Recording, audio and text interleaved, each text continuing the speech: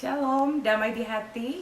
Di edisi Rema in Minute kali ini kembali pendeta sampaikan terima kasih untuk kebersamaan kita selama ini, dan tentunya biarlah menjadi berkat. Mari kita awali dalam persekutuan dengan Tuhan dalam doa di saat ini. Kita berdoa.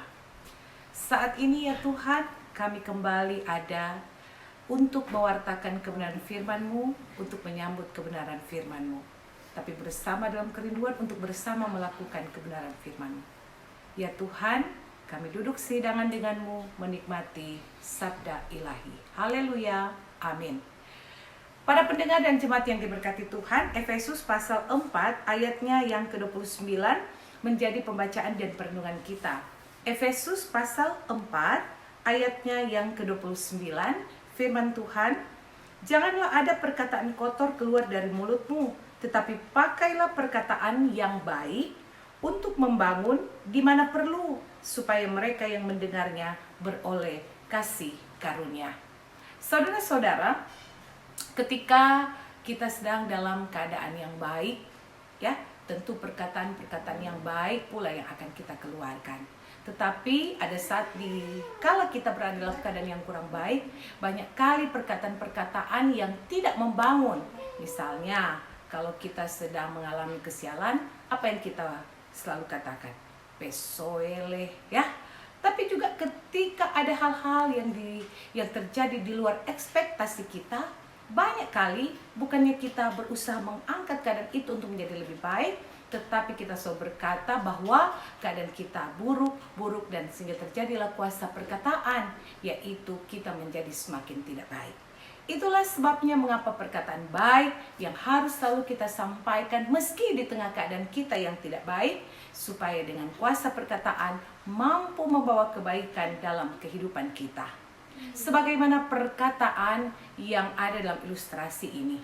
Satu kali seekor kerbau, dia sudah bekerja seharian di sawah dan dia pulang kembali ke kandangnya.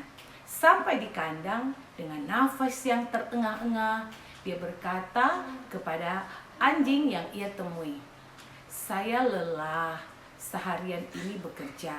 Mungkin esok saya akan istirahat." Mendengar apa yang disampaikan oleh kerbau ini, anjing kemudian pergi. Di tengah jalan ia bertemu dengan ayam. Dia berkata, "Lihat, si kerbau memang tidak tahu diri. Bos begitu baik, tetapi ia lelah bekerja dengan bos." Nah, ayam mendengar apa yang disampaikan, kemudian menyampaikan kepada rusa. Ayam menyampaikan kepada rusa, dan kemudian ayam katakan begini, "Bukan main bos kita itu. Dia terlalu menggunakan kekuasaannya untuk menekan kerbau, sehingga kerbau begitu tersiksa. Maka kerbau akan berhenti kerja, tidak mau bekerja lagi dengan bos." Rusa kemudian berjalan dan kemudian berjumpa dengan gajah dan mengatakan hal lagi, "Bos sebenarnya adalah orang yang sungguh biadab karena mempekerjakan hewan-hewan dengan tidak baik. Sungguh bos itu adalah bos yang jahat." Nah, kemudian gajah berjumpa dengan monyet dan mengatakan lagi, "Lihat, kerbau akan berhenti kerja karena tidak cocok bekerja dengan bos.